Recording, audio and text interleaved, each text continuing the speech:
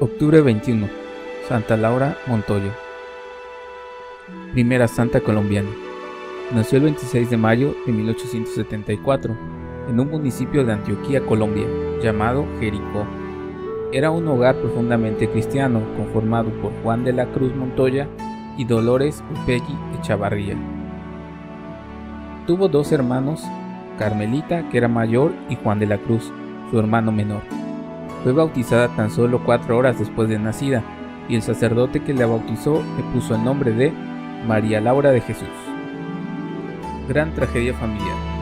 Cuando Laura tenía tan solo 2 años de vida, su padre, que era médico y comerciante, murió asesinado, dejando a esta familia en orfandad y dura pobreza, a causa de la confiscación de los bienes por parte de sus enemigos. Dura infancia. Desde sus primeros años de vida, el dolor, la pobreza y muchos acontecimientos desafortunados fueron una constante que le formaron un carácter fuerte y aguerrido. Supo lo que es sufrir como pobre huérfana, mendigando el cariño de sus familiares, aceptando con amor el sacrificio y dominando las dificultades por el camino. El contacto con la naturaleza. El abuelo materno los acogió en su finca. Allí tenían que trabajar de sol a sol, pasando hambre y toda clase de necesidades. Laurita despertaba entre sus familiares cierta antipatía por su seriedad, llevándola a pasar mucho tiempo en el campo. Esto le sirvió para volverse una mujer contemplativa y amante de la naturaleza. A los 7 años seguía sin estudiar, y un día cualquiera, viendo un hormiguero, descubrió cuál sería el sentido de su vida. De repente fui como herida con un rayo. Aquel rayo fue como un conocimiento de Dios, que hoy, después de tanto estudiar y aprender, no sé más de Dios que lo que supe entonces, dijo la madre Laura, según cuenta la hermana María de Betania en su libro Qué mujer. Tenía sed de Dios. Desde muy joven cultivó el deseo de hacerse religiosa. Se imaginaba llegar a ser religiosa carmelita, pero su temple estaba hecho para ser la fundadora de una comunidad religiosa dedicada a los indígenas, los negros y los grupos marginales. Se graduó como maestra. A los 16 años, su conocimiento se limitaba a leer y escribir, los cuales habían sido impartidos por su sufrida madre. Pero siempre tuvo la preocupación de que debía prepararse más y buscar nuevos caminos para conseguir un pan digno para su familia. Así, un día cualquiera, demostrando el carácter y su decisión para conseguir lo que se proponía, se presentó ante la rectora de la Normal de Medellín, a quien les puso la necesidad que tenía de estudiar. Se le concedió entonces el permiso para estudiar, pero en la biblioteca, porque no tenía libros. Más tarde se hizo acreedora a una beca estatal. Así logró terminar y graduarse como maestra. Se dedicó a formar jóvenes dentro de la fe cristiana y católica en diferentes escuelas públicas del departamento de Antioquia. Fue directora del Colegio La Inmaculada de Medellín, en donde sufrió muchas incomprensiones y su labor fue desacreditada, a tal punto que fue cerrado definitivamente ese colegio. Misionera para siempre. A la edad de 39 años, en 1914, Laura decidió trasladarse a Dabeiba, en compañía de 6 catequistas con la aprobación del obispo de Santa Fe de Antioquia, Monseñor Maximiliano Crespo Rivera, para trabajar con los indígenas, en Vera Chamí. Desde entonces, dedicó el resto de su vida al apostolado y las misiones. Fue acompañada por mujeres piadosas que no tuvieron miedo de aceptar los sacrificios y la aventura. Su trabajo con los indios no solo consistió en la evangelización, sino que los ayudó a sentirse seres humanos. Fue pionera en hacer escuelitas para los indígenas. Junto a sus compañeras construyó el primer rancho de paja y de barro amasado por ellas mismas. La madre Laura se sentía valiente y capaz de hacer muchas cosas. Decía: así suba montañas a mordiscos, lo haré por hacer lo que Dios quiere.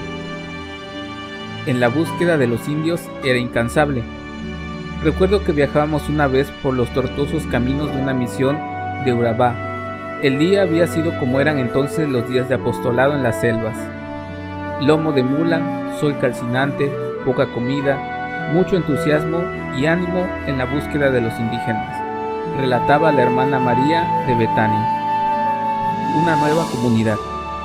A medida que su misión continuaba en las inhóspitas selvas, La madre Laura deseaba fundar centros misioneros, sin importarle las incomodidades o dificultades. Tampoco le importó su precaria salud ni para viajar a Roma a buscar la aprobación para la comunidad que quería fundar. Como siempre conseguía lo que se proponía, en 1968 el Papa Pablo VI aprobó su comunidad llamada Misioneras de María Inmaculada y Santa Catalina de Siena. Pero el pueblo muy pronto empezó a llamarlas con el nombre de las Lauritas. Y de cortezas Madre de Laura de comprende carne. la dignidad humana y la vocación Era un divina hombre del muy indígena. amable, pero solo hablaba Quiere cuando le insertarse preguntaban en su algo. cultura, vivir Respondía como ellos pocas en palabras, pobreza, pero valía la sencillez pena y oírlo, humildad, porque lo y de que esta decía manera hacía derribar mucho el bien. muro de discriminación racial Formidable retrato que mantenían de un algunos santo líderes civiles hecho por y una santa, religiosos de su tiempo. colaborando con una gran obra. La solidez de su virtud Los fue últimos probada años de su y vida los purificada dedicó San por la Pedro de incomprensión Alcántara en gran y el parte a desprecio ayudar a de los Santa que la Teresa rodeaban, a la fundación por los de la prejuicios comunidad y de las hermanas acusaciones de algunos carmelitas que prelados ella de la había fundado. iglesia que Y no dicen comprendieron buena parte en ese de los momento éxitos que la aquel santa estilo logró en la de ser extensión de su religiosas nueva cabras. comunidad se debió a que este gran Dios penitente está en se la valió de naturaleza. toda su influencia para ganar Mujer de amigos a avanzada, favor de la comunidad de elige las como carmelitas. celda la selva enmarañada Aparición después de y como muerte. sagrario Cuenta la Santa naturaleza Teresa que andina, San Pedro de los Alcántara se le bosques apareció y a ella cañadas, después de muerto, la exuberante y le dijo: vegetación en "Felices donde encuentra a Dios. sufrimientos y penitencias de la tierra. Escribe a las Consiguieron hermanas, tan grandes premios no tienen en el sagrario, cielo". pero tienen naturaleza. Murió de rodillas diciendo Aunque la aquellas presencia palabras de del Dios Salmo. es Qué distinta, alegría cuando en me las dos dijeron: partes está, "Vamos a la casa y el del amor Señor". debe saber buscarlo Santa Teresa escribió: y hallarlo en "Yo donde fuera quiera que veces se en la encuentre. gloria, no conseguí nada Final más". heroico. Esta infatigable misionera pasó 9 años en silla de ruedas sin dejar su apostolado de la palabra y de la pluma. Escribió más de 30 libros en los cuales narró sus experiencias místicas con un estilo comprensible y atractivo. Su autobiografía se titula Historia de la misericordia de Dios en un alma. Después de una larga y penosa agonía, murió en Medellín el 21 de octubre de 1949. A su muerte dejó extendida su congregación de misioneras en 90 casas distribuidas en 3 países, con un número de 467 religiosas. En la actualidad, las misioneras trabajan en 19 países distribuidas en América, África y Europa. El camino para ser declarada santa duró 40 años. En 1960 empezó el proceso de canonización. En 1991 es declarada venerable por el Vaticano. El 7 de julio de 2003 se anuncia su beatificación. El 25 de abril de 2004 es beatificada por el Papa Juan Pablo II, tras comprobar un milagro en la sanación de Hermina González, enferma de cáncer. El 14 de junio de 2012 es aprobado un nuevo milagro en el médico Carlos Eduardo Restrepo para su canonización. Fue canonizada, declarada santa, por el Papa Francisco el 12 de mayo del año 2013. Santa Laura Montoya, pídele a Dios que nos conceda muchos y santos misioneros.